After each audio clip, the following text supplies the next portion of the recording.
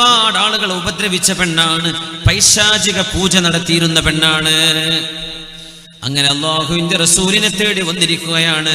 റസൂലുള്ളാഹിനോടൊന്ന് പറഞ്ഞിട്ട് എനിക്കൊന്ന് നന്നാവണം. പറഞ്ഞില്ല, വിവരില്ലായിരുന്നു. സിഹ്ർ ചെയ്യുകയായിരുന്നു പണി. റസൂലുള്ള ജീവിച്ചിരിപ്പുണ്ടോ, ഹബീബായ തങ്ങൾ ജീവിച്ചിരിപ്പുണ്ടോ എന്ന് അന്വേഷിച്ചു വന്നു. മദീനയിൽ വന്നു. ഞങ്ങൾ പറഞ്ഞു ഹബീബ് വഫാത്തായി കിടക്കുകയാണ്. ഹബീബിന്റെ റൗളയാണിത്. ഹബീബിന്റെ റൗള കാണിച്ചപ്പോ പെണ്ണ് പൊട്ടിക്കരഞ്ഞു. മദീനയിൽ അലഞ്ഞു തിരിഞ്ഞ് ഓടി കതച്ച് കരഞ്ഞു നടക്കുന്നു. ആയിഷ ബീവി പറയുന്നു, ആ പെണ്ണിനെ കണ്ടപ്പോ എനിക്ക് പോലും ആ പെണ്ണിനോട് എന്തോ ദയാവായ്പ തോന്നിപ്പോയി. അത്രക്കും കരഞ്ഞു നടക്കുന്നു. എന്റെ റസൂല് മരിച്ചു പോയല്ലോ, എന്റെ ഹബീബ് വഫാത്തായി പോയല്ലോ. ആരോടാ റബ്ബേ ഞാൻ എന്റെ പരാതി പറയാ?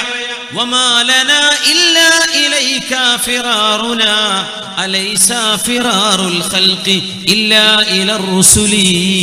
മുഅ്മിനീങ്ങൾക്ക് അമ്പിയാക്കന്മാർക്കല്ലേ ഓടിച്ചെല്ലാനുള്ളത്, മുഅ്മിനീങ്ങൾക്ക് നബിയുടെ അടുത്തേക്കല്ലേ ഓടിച്ചെല്ലാനുള്ളത്.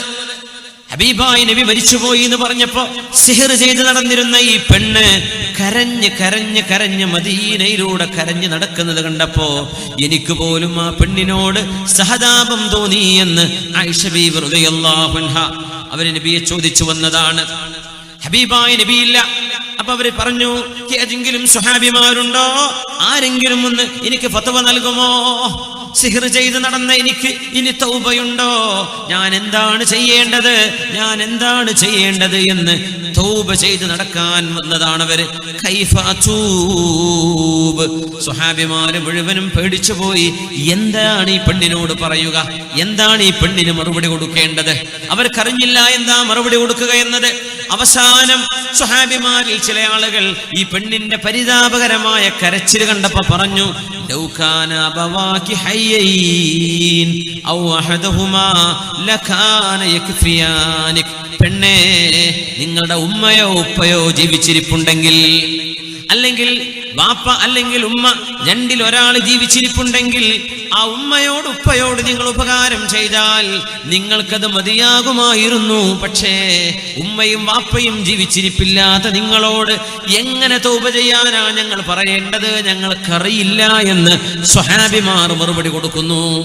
ഇതാണ് സിഹറിന്റെ അപകടം.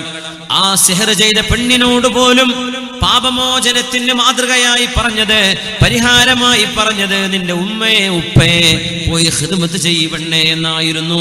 സഹോദരങ്ങളെ, പാപങ്ങൾ പൊറുക്കപ്പെടാൻ നമ്മുടെ ഉമ്മ നമ്മുടെ ഉപ്പ അത് സ്വർഗത്തിന്റെ വാതിലുകളാണ്.